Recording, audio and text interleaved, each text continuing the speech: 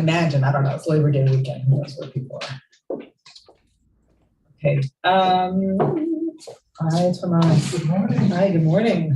Well, there's extra, hi, Wendy. There are extra copies if anyone wants. Jeremy, do you know how to get rid of that to write got it? See the keyboard right there? Right there. Oh, there. I think so. With the that should work. I think that. See if you can, yeah. See, yeah, you got it. You got it, yeah. And then just write got it because you have it. There you go. All right. Okay. All right. If we can screen share the bracha. What is that? Where does that sound? Oh, that's the building. That's the building. Okay, it's not the screen. The world. The world. The world's on fire, right? Emergency. That's for sure true. Okay, Ari, if you could please, we've got Ari working behind the scenes, making this all possible. And is anyone in the room who would like to set the bracha? Wendy. Baruch atah Adonai Eloheinu melech haolam asher kiddushanu b'mitzvotav v'tzivanu la'asok b'divrei Torah. Amen. Amen. Blessed are you, source of all life, who has given us this opportunity to soak in your sacred wisdom. Okay, so today, hi, good to see you. Today we are going to be diving into a very strange ritual in the Torah called Egla Arufa. For those of you who were on screen last night, I talked a little bit about it in my Torah, but we didn't really do a textual analysis. It was more of a thematic analysis. So today I want to dive in and look at some of the language and what the language is teaching us about, you know, whatever truth is being revealed by way of this very strange and archaic ritual. Okay, so Egla Arufa means the calf with the broken neck, or whose neck was broken. So I'm going to share my screen. Let's see if I can find it. Hold on one second. Oh, actually, you know what I'm going to do? Second. Need 1 second.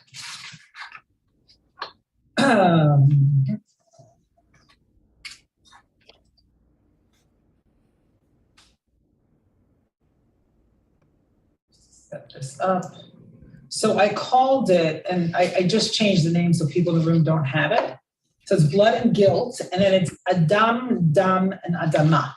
So there's a play in Hebrew on Adam, the name, you know, human being, and Dam, blood, and Adamah, which is earth.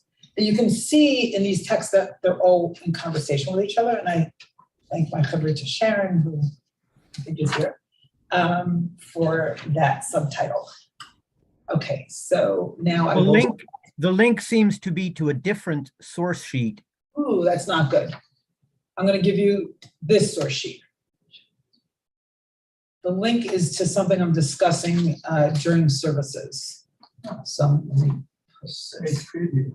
Sneak preview, exactly. I'm related to what's happening in the world. I'm very much related to what's happening. I mean, everything's related, but more explicitly so. Okay, so now I'm going to share my screen. You should have the right link now. Sorry about that, Ari. Yes, that's it. Okay, good. Blood and guilt, Adam, Dam, and Adamah, Parshat Shoftim. So I was reading this morning, and I had to include it here because it was so relevant both to our theme and to who we are, I believe. And it's about reading and empathy and being on stage with Salman Rushdie on that fateful day. So Henry Reese, who wrote this opinion piece, says, and I don't know who this person is, but maybe some of you do, that rush of people leaping from their seats was the opposite of the so-called bystander effect when individuals do nothing relying on others to help. I would call it the reader effect. Reading creates empathy, and Chautauqua is an intentional community of readers. The intuitive response of an empathetic community is to help. I have to say this kind of brings tears to my eyes because I know we're a reading community, right? We're readers of sacred texts. I very much believe that we are a reading community and an empathetic community as well, who are interconnected. And that's one of the themes of today is that interconnection, that profound and inextricable interconnection, and also the disconnection latov and lara. When do we need to disconnect? Because I was saying this to my chavruta this morning, the interconnectedness can be life-giving, and in my experience, could also be death-giving. I grew up in a very traditional community, and I felt smothered by that, and therefore the rest of my life. Like leaving that, that sort of overlap, it was too overlapping, that too much assumptions of what a life should be, and I didn't fit into that. So let's keep in mind, those.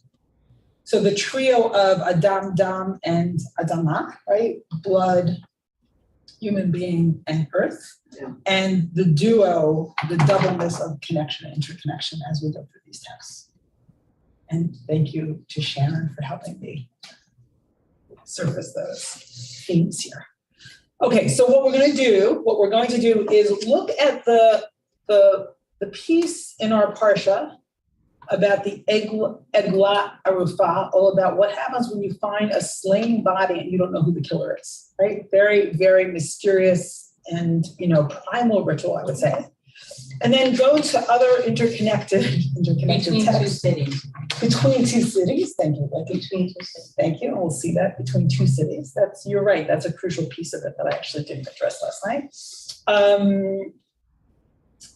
And then we'll go to texts that have resonance with Dam and with Adamah, and Adam, of course, and see what happens to that trio of elements. Okay, so I will start, and I will inevitably ask Asher Chaim to take over at some point, if that's okay with you, Asher Chaim.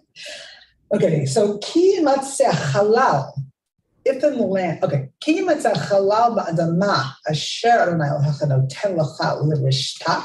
So if you find a halal, which is a slain person, but a really interesting word that we will go into some more, and which we actually investigated in another parsha recently when we talked more about halal as profanity or profaning. And here it's a slain body, and of course they are interconnected because a slain body has been profoundly desecrated. If you find a halal ba'adamah on the earth that God is giving you for inheritance, so that's not a minor detail, right? That the adamah is being characterized in a certain way as part of this, this trajectory, this story between God and God's people. For inheritance. Nofel basadeh, who's found lying in a field, doesn't actually say in the open in the Hebrew, just fallen in a field. Lo noda mi hikahu, and the identity of the slayer not being known. So I was just discussing with Sharon, there's nothing about the identity of the body that's found, whether that body is known or not known. What's the person's name, where they live. So, and I don't know even what the assumptions of the text are about that. Okay, so this is what should happen, okay? Okay, so v'yatzu zikenecha v'shovtecha, and the elders and the judges, or the magistrates, shall go out, right? Umadidu el ha'arim asher svivot hechalal, and measure the distance from the corpse to the nearby towns. Now, this is fascinating, right? So, because proximity here is everything, right?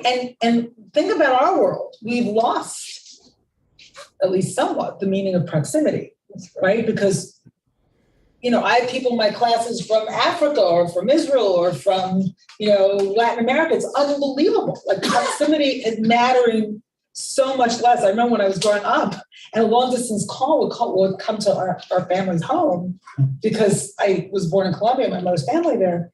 And, it was like, my father would go, oh, Bogota's calling. And like now it's like, whatever, I do WhatsApp and I call Israel in a moment, right? And it was like, it was an event. It was an event. A long distance was an event. Long distance is no longer an event. Okay. Okay, so they have to figure out which town is closest. V'haya ha'ir hakrova el hechalal, and the town nearest to the corpse, right? L'akhu ziknei ha'ir hahi, and the elders of that town that's nearest to the corpse shall take eglat bakar asher lo ubad ba. So what? No, Oh. sorry. Asher lo ubad ba asher lo mashcha be'ol. So they should take a heifer, which has never been worked and has never pulled a yoke. Okay. V'haridu. It's like the paraduma. It's a little bit like the red heifer, right? Right. V'haridu ziknei ha'ir hahi et ha'eglah el nachal eitan asher lo ye'aved bo v'lo yizarea v'arfu sham et ha'eglah b'nachal. So the elders of the town nearest to the corpse shall take them. Okay, I read that. And the elders of the town shall bring the heifer down to an overflowing wadi, which is not tilled or sown. And you notice that the wadi in its wildness or its uncultivation is in parallel to the heifer. Not worked and not in a yoke, not tilled, not sown. And there in the wadi, and we have some shock in the room here, they shall break the heifer's neck, right? Oh my God. So, Rachel, it's interesting. You're responding more to the heifer than to the murdered body. Definitely. Because the murdered body is murdered. I can't do anything about it, but the poor little heifer isn't murdered. I see. So the poor little heifer is part of the instruction, the ritual instruction in response to the murder. Okay, so we'll investigate why. So yes, there is something kind of shocking about it. Tomas, were you saying something about this? Just what we see and what we don't see. Reinforcing what we see. I see. So the murder happens before the text even begins. Yeah, I see it. But here, we're instructed to kill this poor heifer. Okay. How do we know that someone has been murdered? Because it says in the beginning. You mean, how do they know that someone is? How do they know that they didn't just drop dead? Yeah. So I'm assuming violence on the body. I'm assuming there must be evidence of violence on the body. I'm assuming. I don't know. Okay. I'm wondering the same thing. Cool.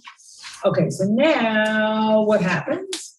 V'nikshu hakohanim b'nei Levi ki vam bachar Adonai Elohecha lisharto ulevarech b'shem Adonai v'al pihem yeh kol riv v'chol nada. Okay, so then what should happen? The priest son of Levi shall come forward or shall approach, right? For the Lord your God has chosen them to minister to him and to pronounce blessing in the name of the Lord. And every lawsuit and case of assault is subject to their ruling. So that's really interesting, because it sounds like there should be a case here and the priests are going to do something, but there is no case and they do nothing. So that's kind of mysterious, right? But it indicates, I think, a little sort of conceptual key to what this is, which is this is what happens in the absence of a case. We can't bring anyone to court here. But there should be a case. That's the absence here that the ritual is speaking to. It's a great absence. You can't hold anyone accountable for this. Yes, Jeremy. The word halal also means absence. And Jeremy is absolutely right. Oh my God. An opening, a void. A void. So the word halal also means void, a puncture, right? An empty space. Wow. Yeah, that's big. And that's here what's missing. That's one of the things that's missing, which is the ability to adjudicate this case. Okay. Is that where I'm up to? Yes. Hakrovim el hachalal yirchatzu yedehem al ha'eglah harufa banachal. The priest son of Levi shall come forward. Lord, oh no, I read that. I'm sorry. Then I don't know why the numbers of the verses are missing. Sorry about that. But they did see it. Right. They're lying. Yeah. No. Listen. And all the elders of the town nearest to the corpse shall wash their hands over the heifer whose neck was broken in the wadi, and they shall make this declaration: our hands did not shed this blood. They mean of the murdered person. They don't mean of the heifer. Nor did our eyes see it done. So I was wondering if this is the origin of wash your hands of a crime. They're literally washing their hands of this crime. Yes. Like, we didn't do this. And here's the disconnection, right? So I was talking last night in the Al-Chet, in the confessional on Yom Kippur, which we say 10 times in a 24-hour period, and we recite 44 sins, right? It's all about interconnection, because we say, we did this and we did that. And here they're saying, we didn't do this. We didn't do this. We didn't do this murder. But it seems like what you said last night, maybe, was that by breaking the neck of the heifer, they're taking responsibility together Correct. for it having happened. Okay, so let's wait on that. Let's get through the text and then we'll go meta. So like, what's going on here? But yes, Selena. So there's some strange taking accountability for what happened, but what they didn't witness, but here they're witnessing a murder that they actually created. They staged this murder, right? So this is performative in that sense. Okay, so let's see. And then they say, right, so, okay. So our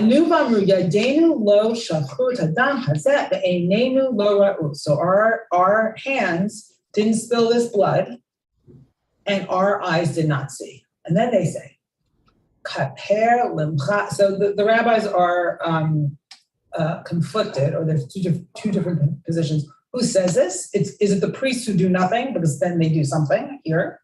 Do they say that? Or is it the elders? So it's not clear exactly, but we're not told who says this directly.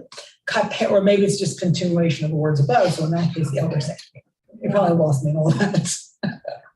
Alina's giving me a look. Okay, it doesn't matter.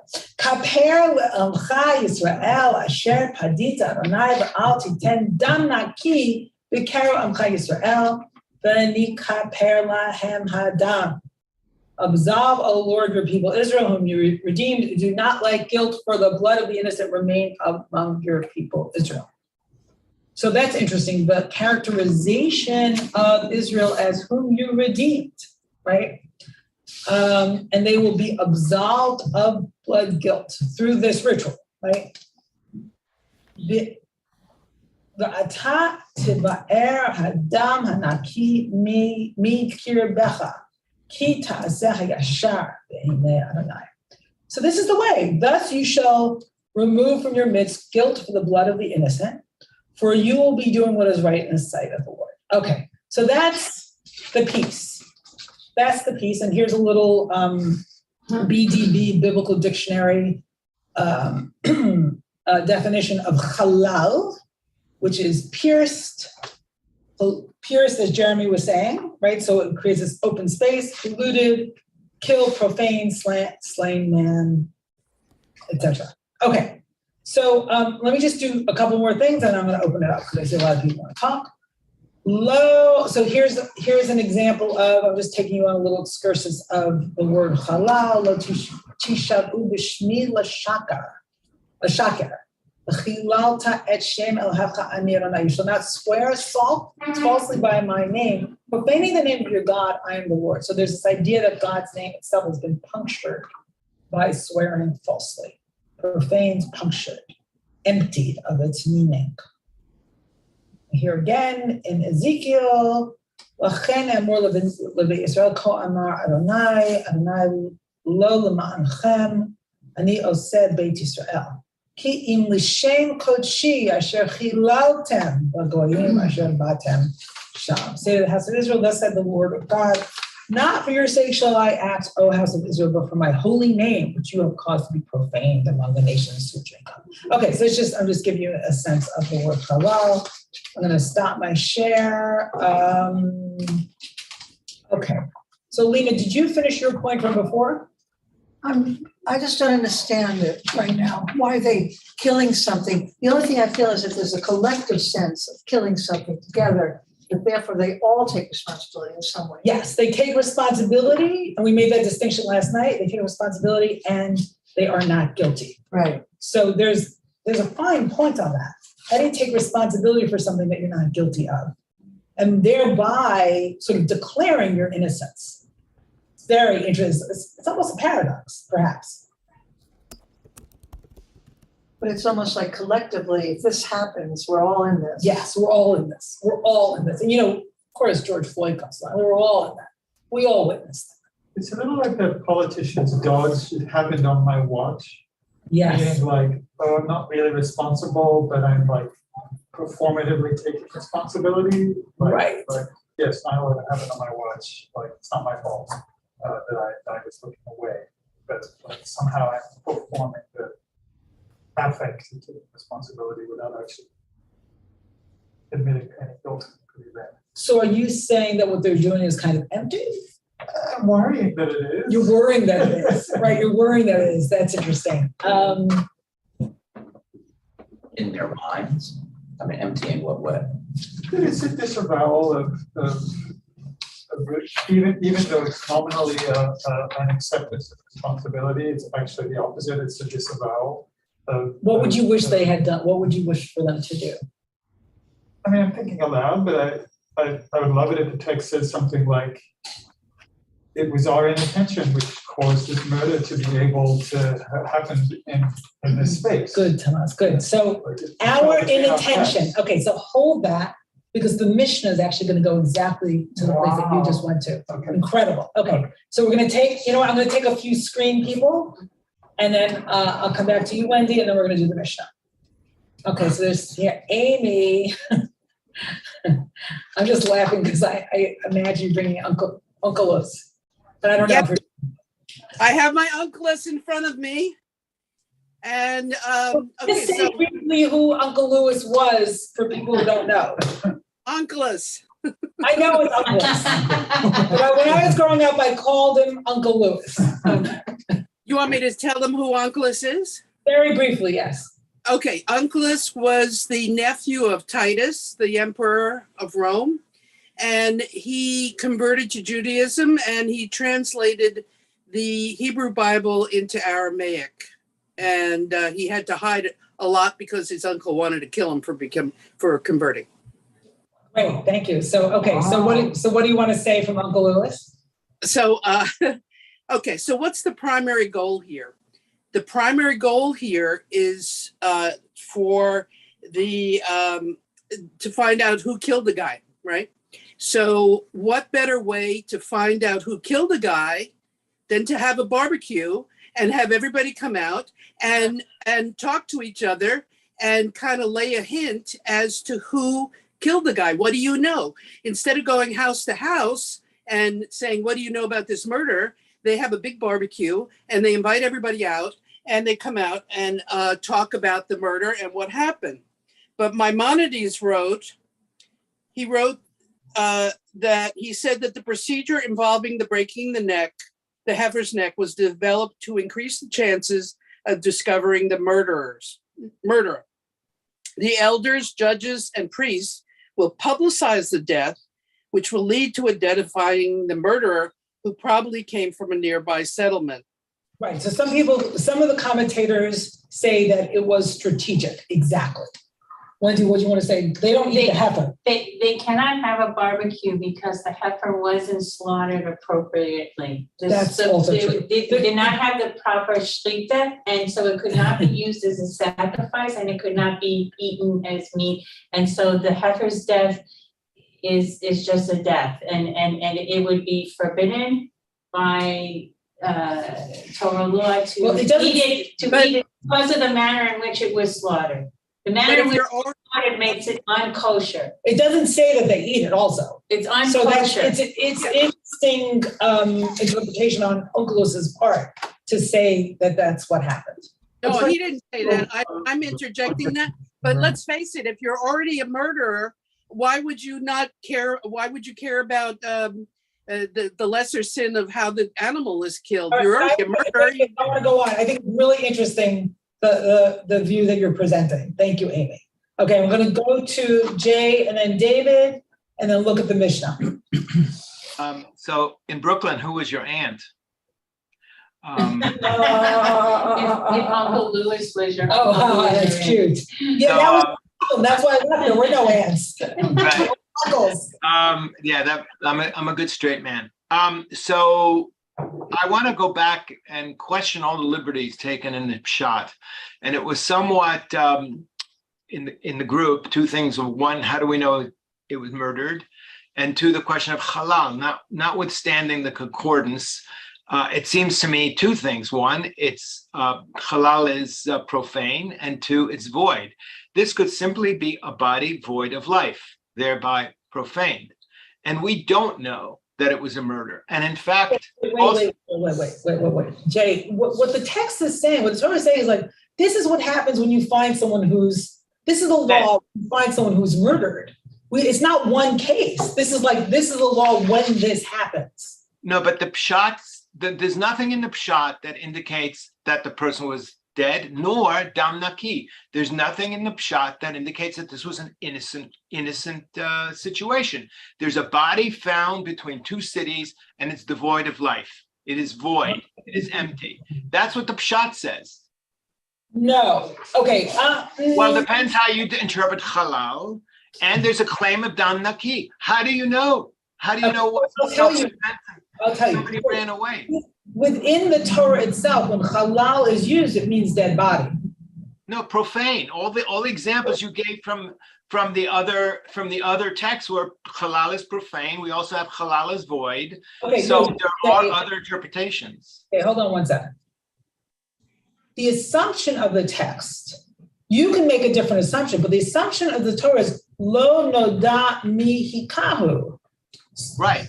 Well, we don't know who murdered him. That's clear. Well, hikah is struck, no? It is but struck. Anyway, but doesn't matter. But dam naki, how do you know it was innocent? Okay, stop for a second, please. Right. Let her talk. Please let her talk. Thank you, Ari. So, hikahu in this context could only mean murder, not that someone died and they happened to be hit by somebody else 2 days ago. So this is the law of when we find a person that was slain. Halal, you're right, doesn't mean a murdered person. It means a dead body. You're absolutely right, Jay. But this is the law when that happens. So I'm going to move on. You can debate. You didn't address dam naki, notwithstanding that I interrupted you. I don't even remember what you said about that. I'm going to move on for now. Okay. You can raise the question again in the chat.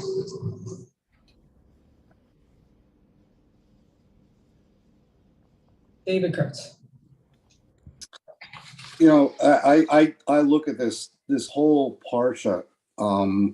I take in the context of the people are going out. The Israelites are going out from the land. It almost feels you could almost look at the whole parsha as almost a kind of a holy war. When you go out to other lands, this is what you do, and this is how you behave. And in a lot of ways, to cut to the chase here, you will go to places, you will conquer that, you have to seek justice, you know, and what will happen is you will be accused of things.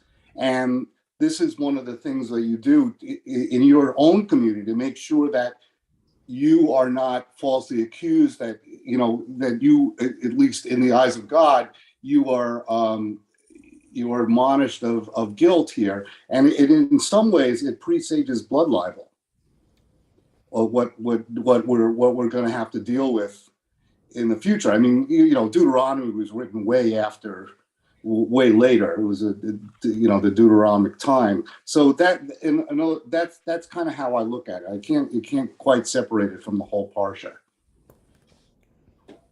So you're not saying, like, these are all things that are going to happen when we settle the land. Yeah, exactly. It's definitely in that frame. And the assumption, I think, is like, we have to live with a certain level of holiness if you are to stay on that land. It's different than the Cain and Abel story, which is about Adamah, which is almost more sort of essential about the earth. Now there's this overlay of, you know, this is what happens when we settle the land that you are inheriting. Right, and when you're not inheriting, you're conquering. You're going into other lands, and you're conquering, and you're going to be falsely accused of things, and you're going to be this and that. And to me, this almost seems like a prescription to at least secure your own holiness, and maybe these were rituals that were evident in the lands that you were going to be going out to in a sense spread the word and spread justice. I agree. All right, Miriam, briefly, and then we're going to go to the Mishnah. Okay, briefly, thank you. The judges and the justice happens only in the walled cities, right? That's what we see at the beginning of Shoftim. But the covenant is with all of the land, and the blood pollutes the land. And if we break the covenant with our unethical behavior, the land could become a kofer dam, something that wreaks revenge on you, like when we don't observe Shemitah and we don't observe the other rules. This is a triple covenant between the people of Israel, the Holy One, and the land. So that's what I wanted to say. Beautiful. And I agree that there's this ongoing conversation with the land, and the land has a voice in these texts. It's really very powerful. Okay, let's look at the Mishnah.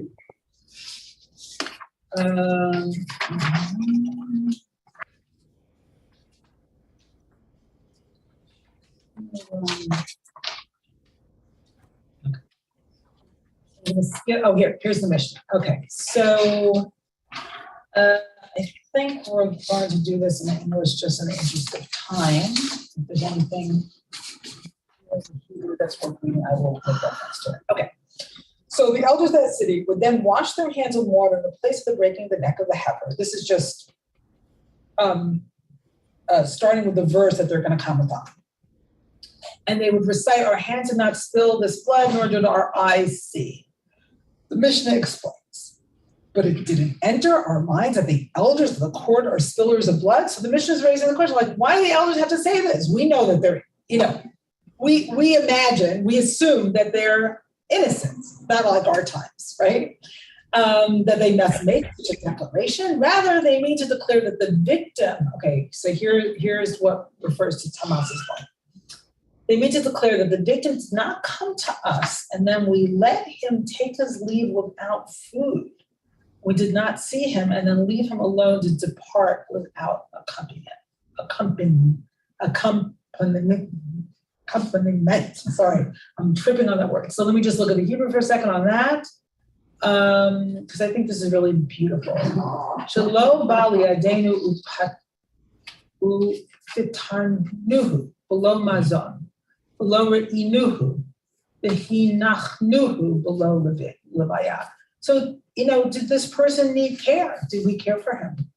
Did we give him food? Did we make sure he got to where he was going? Did we leave him vulnerable to a crime? What is the Hebrew original for accompaniment? It's levaya, levaya.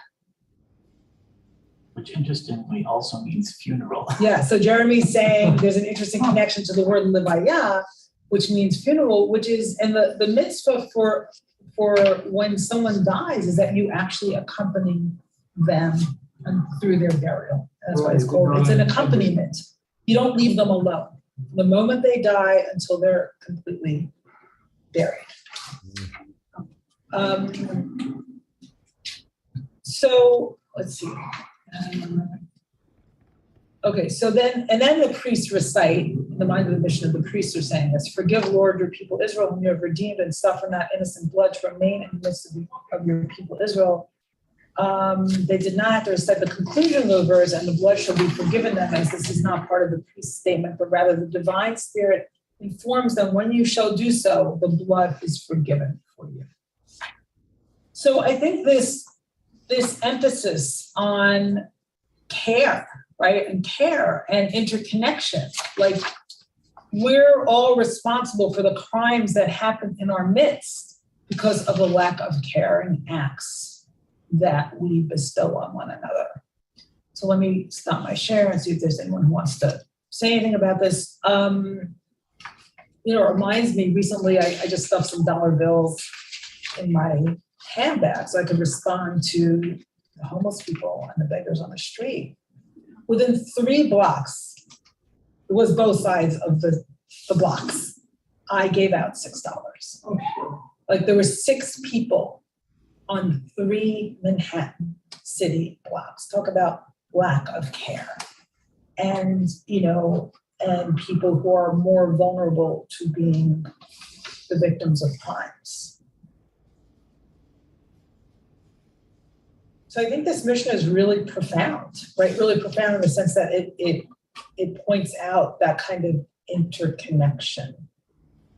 Jeremy. I just wanted to add, the saying, Kol Yisrael arevim ze bazeh, all of Israel are guarantees one another, doesn't just mean taking care. It actually means to prevent the others from doing sins and committing crimes.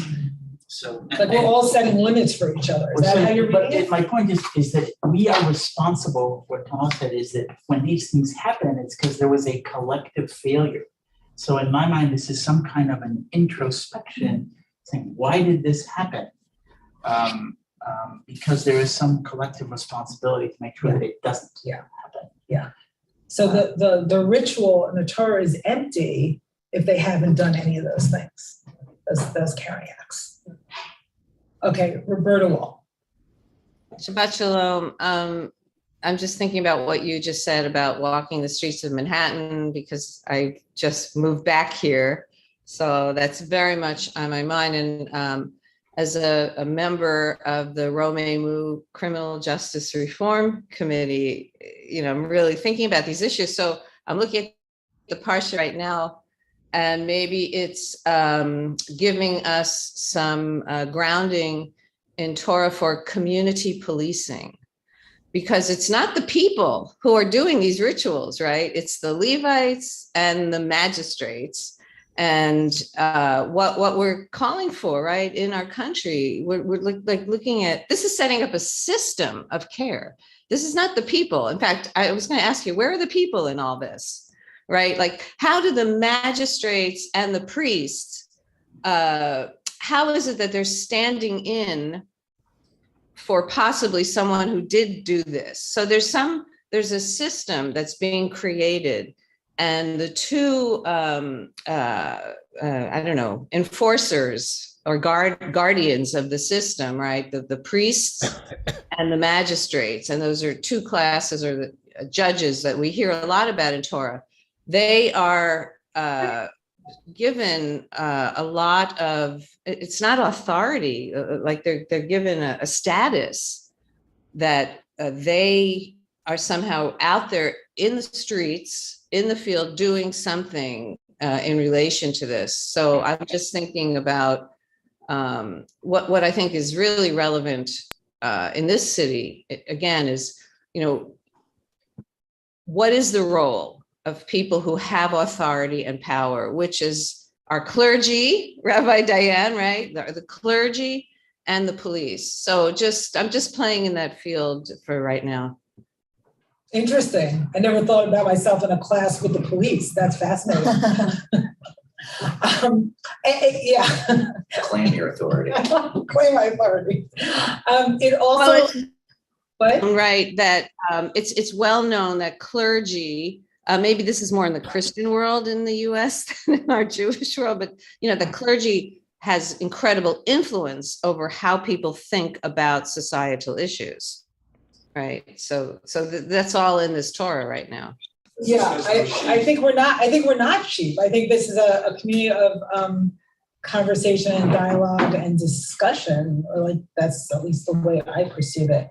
But I also think you're raising a question of, it's not only about the leadership, it's the followership and how we are, as you're saying, building community, right? How are each of us building community? How are each of us stepping up to care for another? And from what I've seen in this community, that can be profound. It's not always, but the caring can be absolutely profound.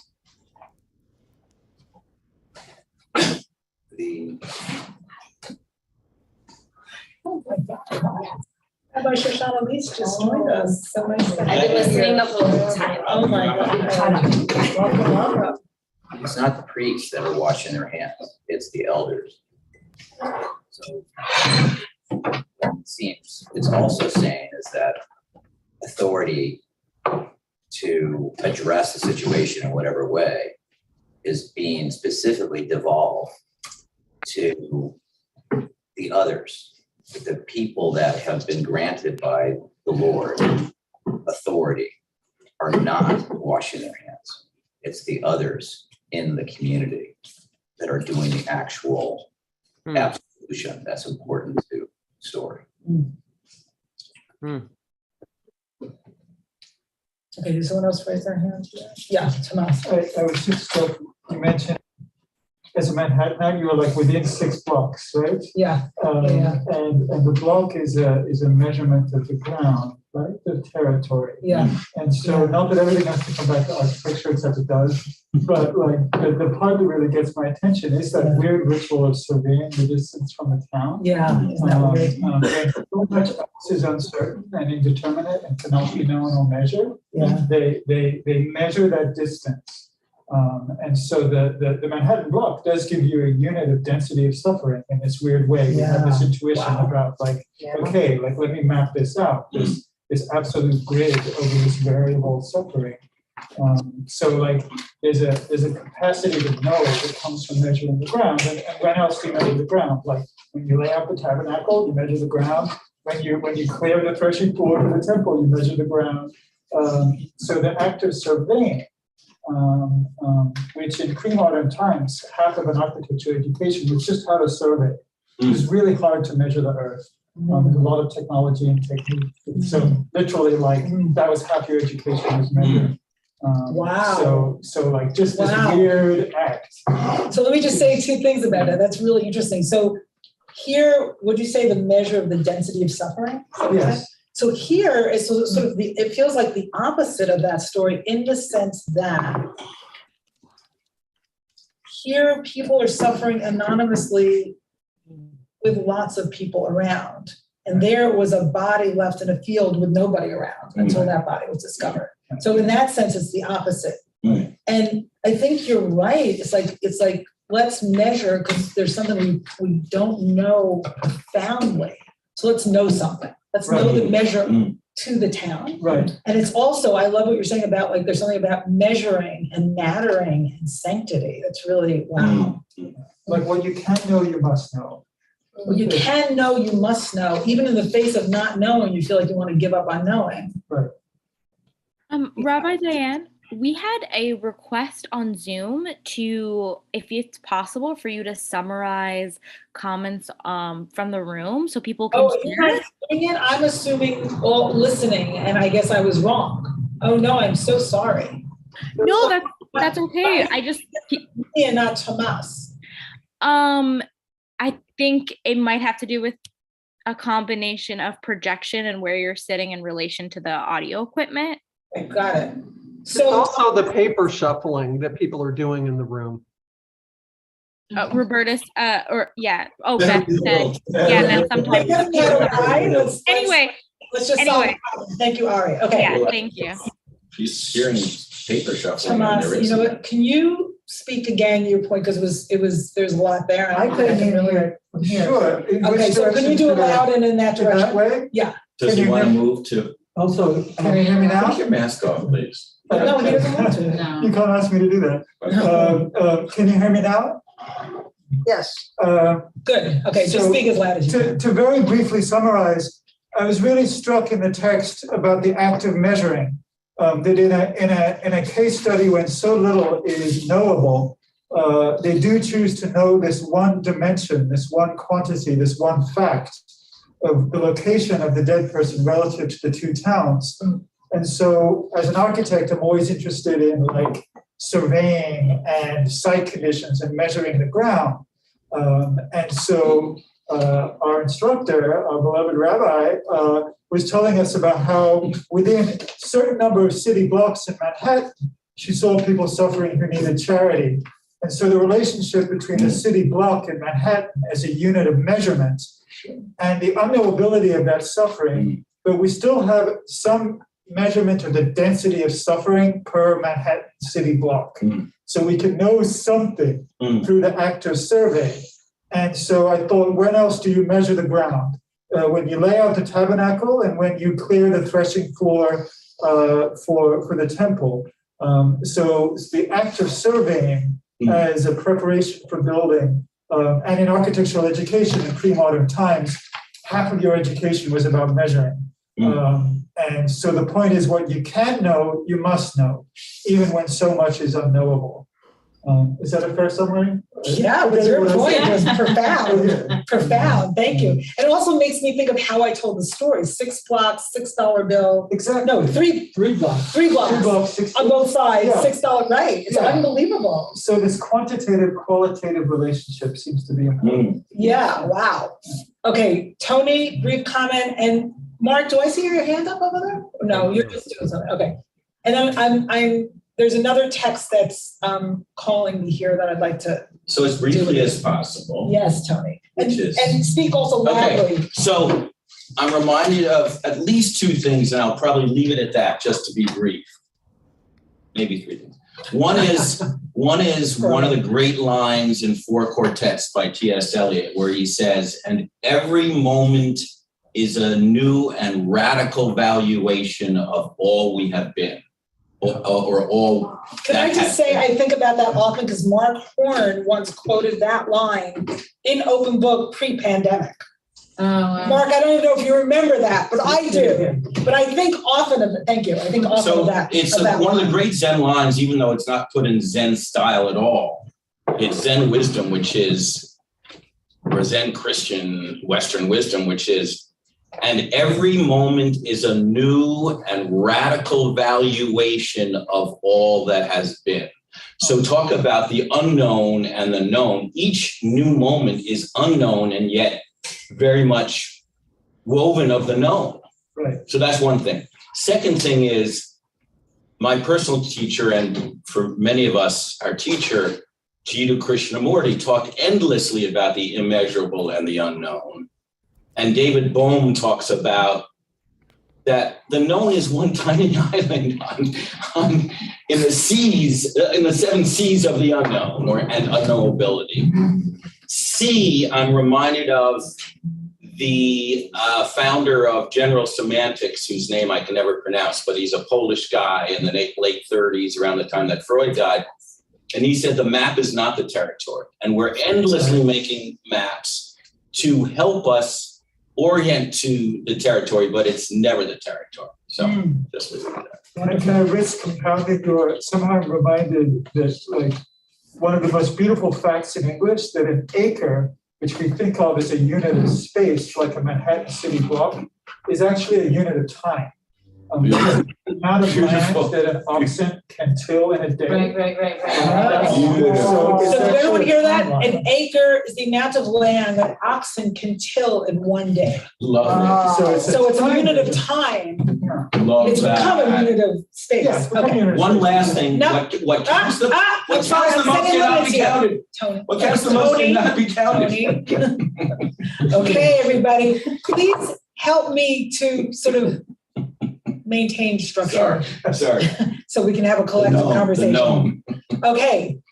Nehemiah, I will call you after we do this because I'm called by the Cain and Abel text and the way the ground, the voice of the brother calls from the ground, because I think this is really sort of gets to another level of these interconnected elements of Adam, and Adamah in a way that's really primal. And before, what David Kurtz was talking about, the trajectory of the promised land and conquest, like before that overlay, right? So I want to look at this text. Asher Chaim, are you here and do you want to read? Thank you. Yes and yes. I'm just having technical difficulties. Cain. Vayomer Cain el Hevel achiv. Cain spoke to Hevel, his brother. Vayhi b'hiotam basadeh vayakom Cain el Hevel achiv vayahargehu. And then when they were out in the field, Cain arose towards Hevel, his brother, and he killed him. Vayomer Adonai el Cain, Ei Hevel achicha. Vayomer lo yadati hashomer achi anochi. Yud-Heh-Vav-Heh spoke to Cain and said, where is Hevel, your brother? And he said, I don't know. Am I my brother's keeper? Vayomer me asita. And the Holy One said, what have you done? Kol de me achicha sa'akim elai min ha'adama. the voice of the bloods of your brother. Cry out towards me from the land. Ve'ata arurata min ata min ha'adama asher patstat piha laqachat et dmei achicha miyadecha. And now, cursed are you from the land which opened her mouth to absorb the bloods of your brother from your hand. Ki ta'avod et ha'adama lo tosef tet kochah lo tosef tet kochah lach na v'nad tihye ba'aretz. When you work the land, it will not give her strength to you. You will be a wanderer in the earth. Vayomer Cain el Adonai, gadol avoni minso. Cain said to Yud-Heh-Vav-Heh, my sin is too great for me to bear. Hein gerashta oti hayom me'al pnei ha'adama mipanecha esater, v'hayiti na v'nad ba'aretz, v'haya kol mos'i yahargeni. Since you have banished me today from the soil, and I must avoid your presence and become a restless wanderer on earth, anyone who sees me will kill me. But hold on one second. So it's interesting that Pnei, or face, is used both for God and for the earth. Pnei Adamah, the face of the earth, and from your face, Panecha, meaning God's face, I will hide. Wow. Right, and so there's a banishment from both. There's a disconnection to the physicality of the land, right? Or a kind of what will be an exile, and also an exile and a hiding from God. Continue or skip to the next text.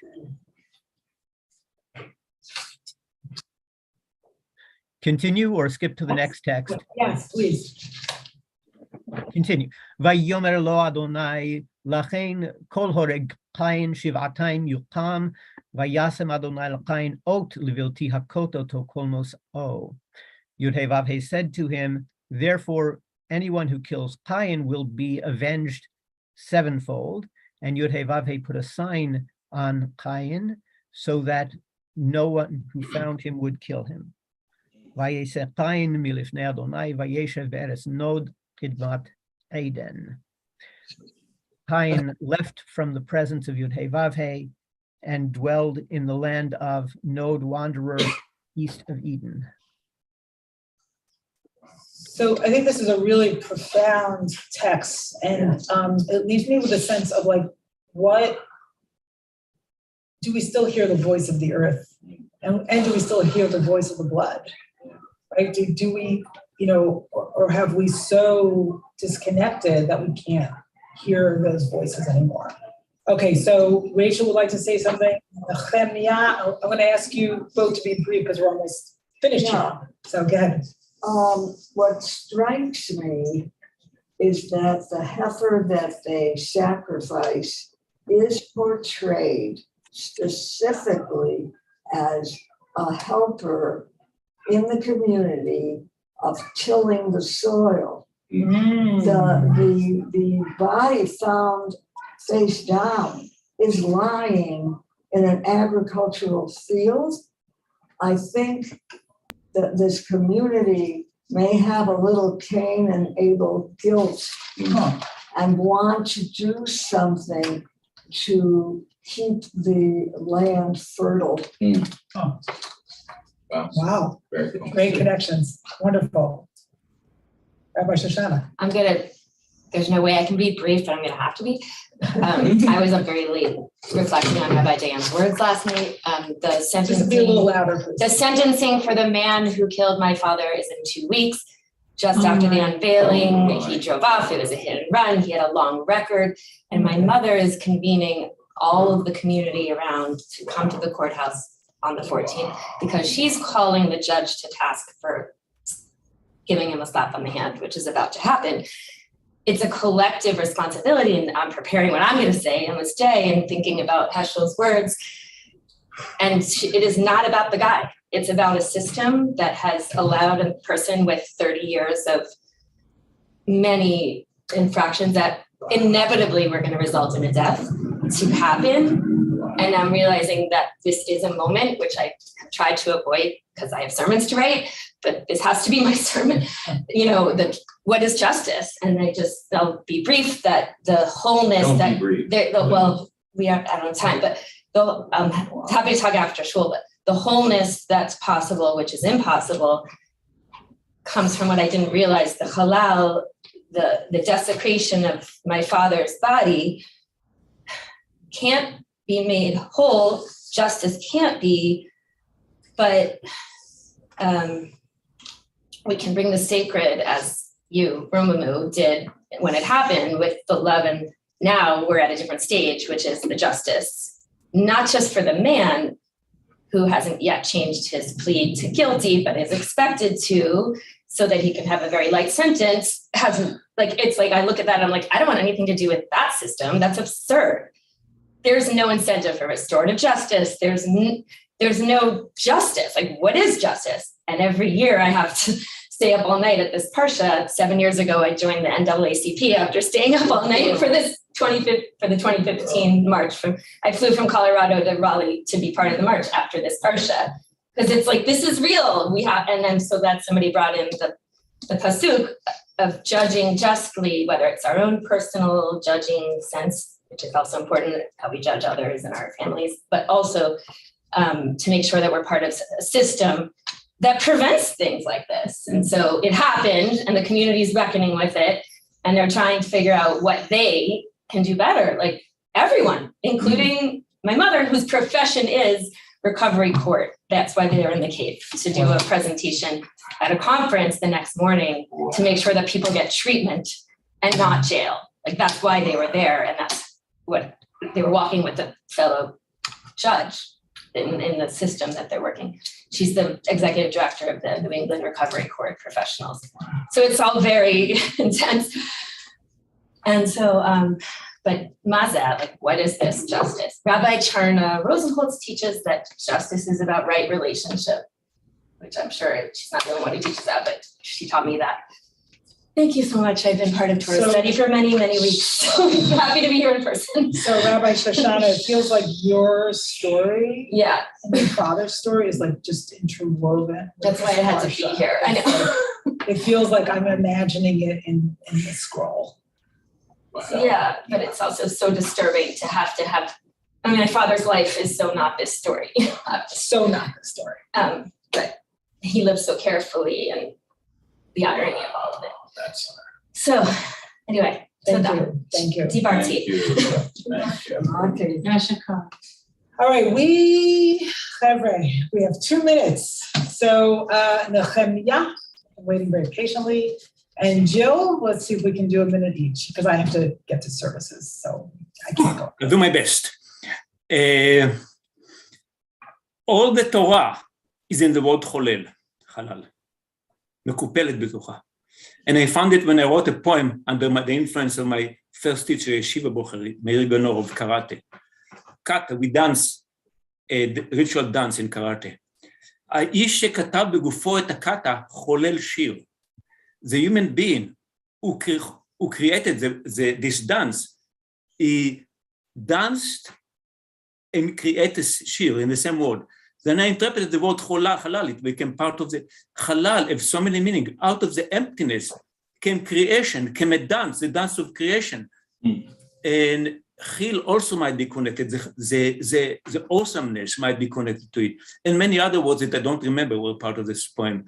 So the point I'm trying to say is that even before the Torah is written in the sacred language of Hebrew, and probably the same is true for Sanskrit and Arabic, the sacred language, in one word, the mystery within mystery within mystery of the unmanifest, the emptiness, the void coming into creation is atzura, atufa,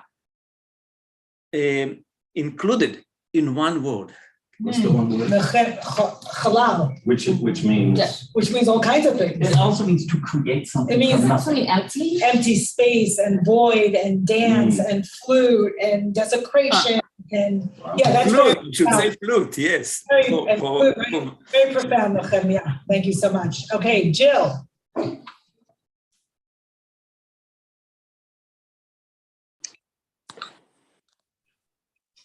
Okay, hi, everybody. And thank you, Shoshana, so much, Reb Shoshana, for sharing that. And that's all I can say. It was just, you're an amazing person, and I'm so sorry for everything you're going through. And also, I wanted to say halal. So we're not dealing with the fact that that's Muslim word for kosher, or Arabic word for kosher. With it, but you can deal with it if you want to. I mean, just any comments, that's all. With a hey, not a chet. Okay, go ahead. Yeah. Oh, so okay, so it's a different spelling. So, okay, I withdraw my comment then. What's the root? Okay. I think it's chet lamed. Yeah. Yeah. All right.